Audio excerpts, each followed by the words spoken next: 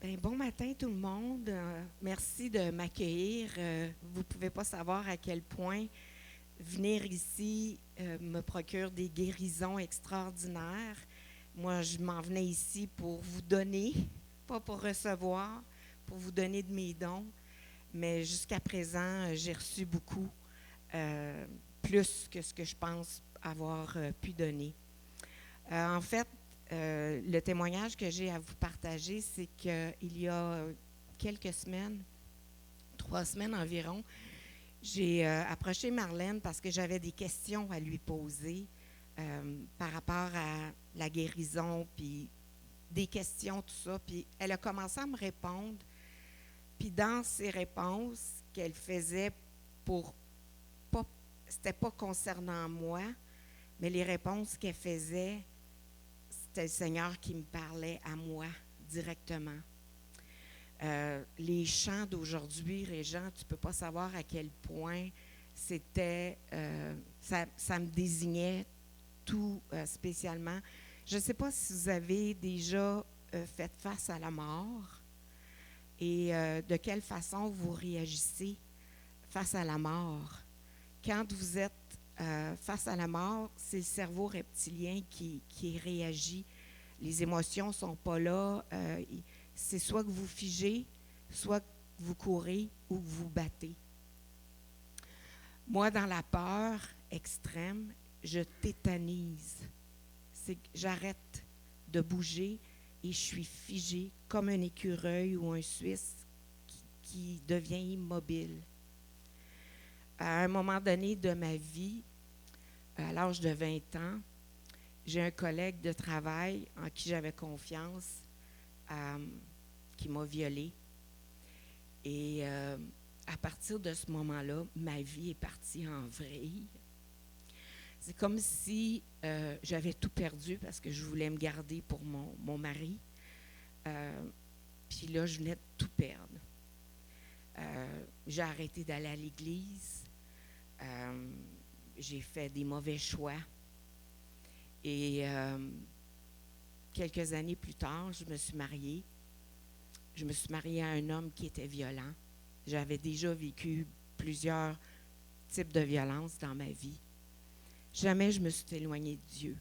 Jamais. Jamais. Puis au contraire, je m'approchais encore plus de lui pour ce que c'était possible de faire. Et mon mari, il était violent. Alors, il y a 5 types de violence, puis lui, il les accotait toutes. Alors, j'ai subi de la violence verbale, psychologique, sexuelle, économique et psychologique. Je pense que je l'avais dit, là, mais en tout cas. Pardon?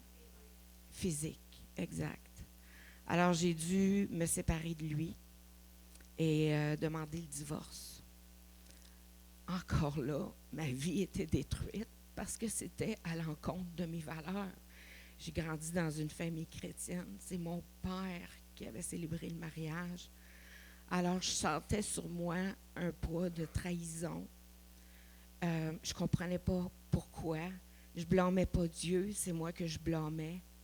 Et, mais je m'accrochais à Dieu quand même.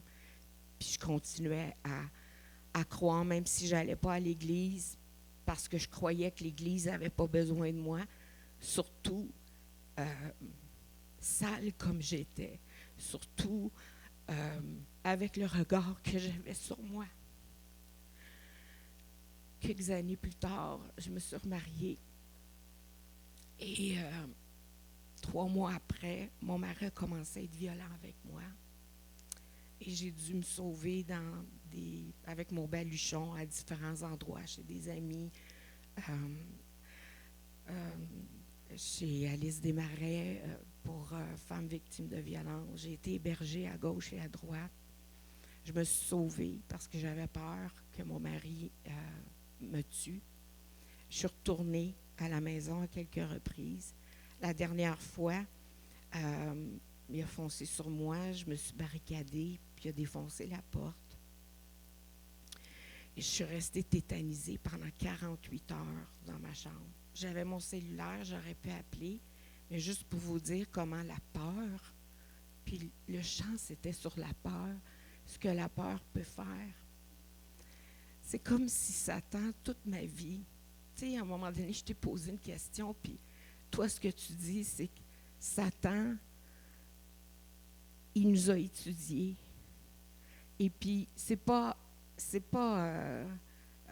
les démons qui se promènent, puis à tout hasard. Non, Satan nous connaît. Une de mes plus grandes forces, c'est l'amour. Dieu m'a donné l'amour. L'amour comme lui, il la voit. Dieu m'a donné aussi la foi.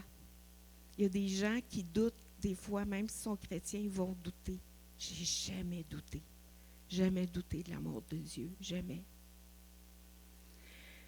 Finalement, avec de l'aide des anges, puis c'est drôle parce que je nommais qu'il y avait des anges autour de moi, j'ai témoigné tout le long de mes absences de la maison. J'ai écrit un journal et la fin de mon journal, c'était toujours accompagné d'un verset. Puis mon père lui-même, il me dit, tu m'as exhorté.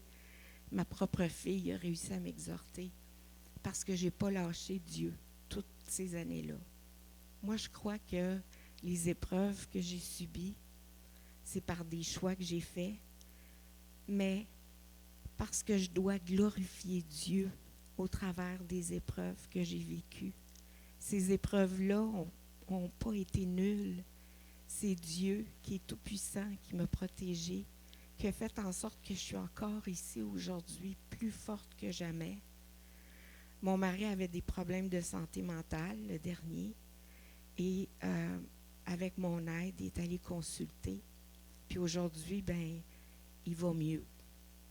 Et je suis encore mariée, je l'aime, cet homme-là, puis je suis prête à l'accompagner, puis je prie pour lui à tous les jours, que le Saint-Esprit puisse l'éclairer.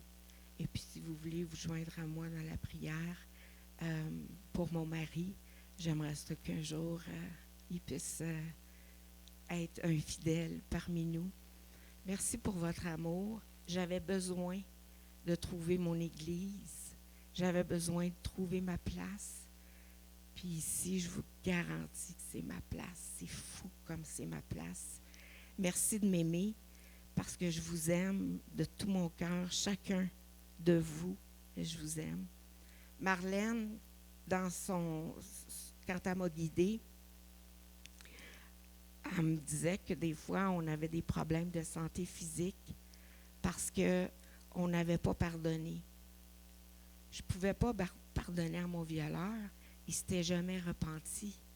Je ne pouvais pas pardonner à mon premier mari. Il ne s'était jamais repenti. Dans ma tête, tu peux pardonner seulement comme Dieu pardonne, qui nous appelle à la repentance. Puis elle m'a amené un pas plus loin. Elle me dit, Jésus, il est mort avant qu'on se repente. Jésus s'est sacrifié, puis s'est donné pour chacun de nous avant qu'on se repente. Puis elle m'a appelé à le faire. J'ai braillé ma vie en sortant dans ma voiture. J'ai nommé chacun des êtres humains qui m'a fait du mal. Chaque homme, je les ai tous nommés et je les ai donnés à Dieu. J'ai vécu une délivrance, comme si quelque chose était sorti de moi. Puis j'ai vécu une légèreté, j'ai vécu une guérison de mon âme. Puis le vendredi suivant, j'ai la bouche sèche, je m'excuse. Le vendredi suivant, j'allais à une fête de mes anciens collègues de travail avec qui j'ai travaillé. T'es un amour. Merci. J'achève, là, mais merci. J'allais à une fête, j'avais été invitée avec mes anciens collègues de travail. Puis, un de mes collègues qui a été le pire collègue qui a essayé de me démolir, qui a essayé de ruiner ma réputation, qui m'a fait du mal pendant les 20 quelques années que j'ai travaillé dans cette organisation-là. Je l'ai rencontré ce soir-là. Mais le dimanche d'avant, j'avais nommé son nom, puis je l'avais laissé à Dieu.